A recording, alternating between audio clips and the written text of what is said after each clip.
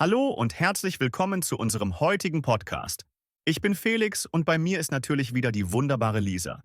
Wie geht's dir, Lisa? Hallo Felix, danke. Mir geht's sehr gut und ich freue mich riesig auf unser heutiges Thema, wie man ein positives Körperbild entwickelt. Es ist ein Thema, das viele von uns betrifft, nicht wahr? Absolut. Jeder von uns hat sicher schon einmal Momente gehabt, in denen er oder sie mit dem eigenen Körperbild gekämpft hat. Und ich denke, es ist so wichtig, darüber zu sprechen, weil wir oft von Medien, sozialen Netzwerken oder auch unserem Umfeld beeinflusst werden. Aber bevor wir einsteigen, Lisa, könntest du uns vielleicht erklären, was genau wir unter dem Begriff Körperbild verstehen? Klar, Felix. Also, das Körperbild bezieht sich darauf, wie wir unseren eigenen Körper wahrnehmen und was wir darüber denken. Es ist quasi das Bild, das wir von uns selbst im Kopf haben. Das kann sowohl positiv als auch negativ sein. Dabei spielen viele Faktoren eine Rolle.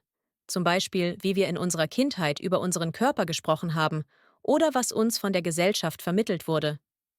Ah, verstehe. Also geht es darum, wie wir uns selbst sehen und wie wir uns in unserem Körper fühlen. Das klingt ziemlich komplex. Und ich nehme an, dass viele von uns dazu neigen, eher ein negatives Bild von sich selbst zu haben, oder? Ganz genau. Leider haben viele Menschen ein negatives Körperbild, weil wir in einer Welt leben, die uns oft sagt, wie wir auszusehen haben. Diese ständige Beeinflussung kann dazu führen, dass wir uns nicht gut genug fühlen. Ein wichtiger Schritt, um ein positives Körperbild zu entwickeln, ist, zu lernen, die eigenen Gedanken zu hinterfragen und bewusst freundlicher zu sich selbst zu sein. Zum Beispiel, anstatt zu denken, ich sehe nicht gut genug aus, könnte man sagen, ich bin so, wie ich bin, und das ist vollkommen in Ordnung. Das finde ich super spannend, Lisa. Also geht es auch darum, die Art und Weise, wie wir über uns selbst sprechen, zu ändern.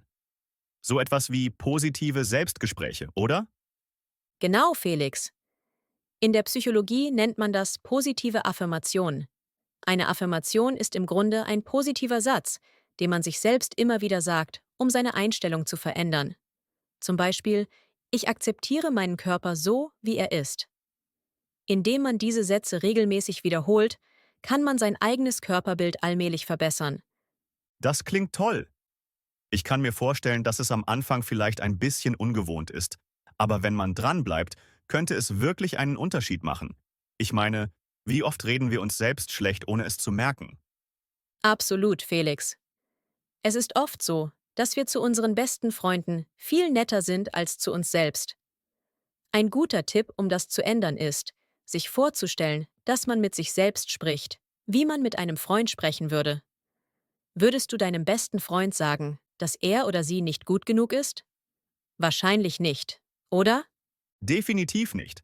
Das finde ich eine sehr gute Überlegung. Also, liebe Zuhörerinnen und Zuhörer, vielleicht versucht ihr das mal. Behandelt euch selbst so, wie ihr einen guten Freund behandeln würdet. Lisa, gibt es noch weitere Tipps, wie man sein Körperbild verbessern kann? Ja, da gibt es einige. Ein weiterer wichtiger Punkt ist, sich von unrealistischen Idealen zu lösen. In den sozialen Medien sehen wir oft Menschen, die vermeintlich perfekt sind. Perfekte Haut, perfekte Figur, perfektes Leben. Aber das ist nicht die Realität. Viele dieser Bilder sind bearbeitet oder zeigen nur einen kleinen Ausschnitt aus dem Leben dieser Menschen. Es hilft, sich daran zu erinnern, dass niemand perfekt ist und dass jeder seine eigenen Unsicherheiten hat. Das ist so wahr. Und wenn man das mal wirklich verinnerlicht, fühlt man sich schon ein ganzes Stück besser.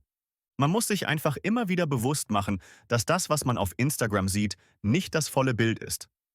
Lisa, könntest du vielleicht noch erklären, was du mit unrealistischen Idealen genau meinst? Klar, unrealistische Ideale sind Vorstellungen oder Erwartungen, die einfach nicht realistisch sind. Also Erwartungen, die wir niemals dauerhaft erreichen könnten, weil sie in der Realität so nicht existieren. Ein gutes Beispiel dafür sind extrem bearbeitete Fotos von Models, die wir in Zeitschriften sehen. Das Problem dabei ist, dass wir oft glauben, wir müssten genauso aussehen, was aber schlichtweg unmöglich ist. Ah, das erklärt es. Es ist also wichtig, sich immer wieder daran zu erinnern, dass diese Ideale nicht real sind. Und ich nehme an, dass es auch hilfreich sein kann, bewusste Pausen von den sozialen Medien einzulegen, oder? Ganz genau. Social-Media-Pausen können Wunder wirken. Manchmal ist es das Beste, einfach mal den Stecker zu ziehen und sich auf das wirkliche Leben zu konzentrieren, anstatt sich ständig mit anderen zu vergleichen. Wenn man merkt, dass die sozialen Medien einen da negativ beeinflussen, ist es absolut in Ordnung, eine Pause einzulegen und sich selbst zu schützen. Sehr guter Punkt, Lisa. Also, liebe Leute, ihr habt es gehört. Es ist okay, mal eine Pause einzulegen. Manchmal braucht man einfach Zeit, um sich auf sich selbst zu konzentrieren und diese ständigen Vergleiche zu vermeiden. Lisa, gibt es noch andere Strategien, die du empfehlen würdest? Ja, eine weitere Strategie ist, sich mehr auf das zu konzentrieren, was der eigene Körper leisten kann, anstatt nur darauf, wie er aussieht. Unser Körper ist zu so vielen tollen Dingen fähig. Er bringt uns von A nach B, er lässt uns lachen, tanzen, Sport treiben. Wenn wir lernen, unseren Körper für das zu schätzen, was er für uns tut, anstatt nur auf das Aussehen zu achten, kann das sehr befreiend sein. Das finde ich einen wunderbaren Ansatz, Lisa. Es ist wirklich beeindruckend, was unser Körper alles leisten kann, wenn man darüber nachdenkt. Und ich denke, das hilft auch dabei, die Perspektive zu wechseln. Weg von der Oberflächlichkeit hin zu echter Wertschätzung. Wie siehst du das? Absolut, Felix.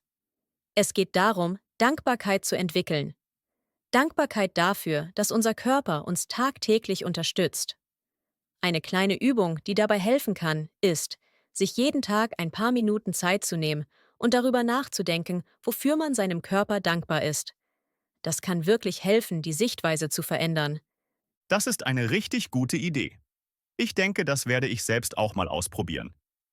Und ich hoffe, dass unsere Zuhörerinnen und Zuhörer das auch tun werden. Zusammenfassend kann man also sagen, seid freundlich zu euch selbst, vermeidet ständige Vergleiche, schätzt, was euer Körper alles für euch tut und vergesst nicht, auch mal eine Pause einzulegen, wenn es zu viel wird. Genau so ist es, Felix. Und denk daran, dass es ein Prozess ist. Ein positives Körperbild entwickelt sich nicht über Nacht, aber mit Geduld und Übung kann jeder von uns lernen, seinen Körper mehr zu schätzen und sich wohler in seiner Haut zu fühlen. Super, Lisa. Vielen Dank für diese wertvollen Tipps. Ich bin sicher, dass viele von euch da draußen das ein oder andere für sich mitnehmen konnten. Und damit kommen wir auch schon zum Ende unseres heutigen Podcasts. Aber keine Sorge, wir haben natürlich wieder ein spannendes Thema für die nächste Folge. Nächstes Mal sprechen wir über Angstbewältigung in einer schnelllebigen Welt. Da gibt es wieder jede Menge interessante Vokabeln und Tipps, um euer Deutsch weiter zu verbessern. Also, bleibt dran. Genau. Ich freue mich schon sehr darauf. Bis dahin wünschen wir euch alles Gute und denkt daran. Seid nett zu euch selbst und feiert eure Erfolge, egal wie klein sie sein mögen. Das hast du schön gesagt, Lisa. Macht's gut, ihr Lieben, und bis zur nächsten Folge. Tschüss und bis bald.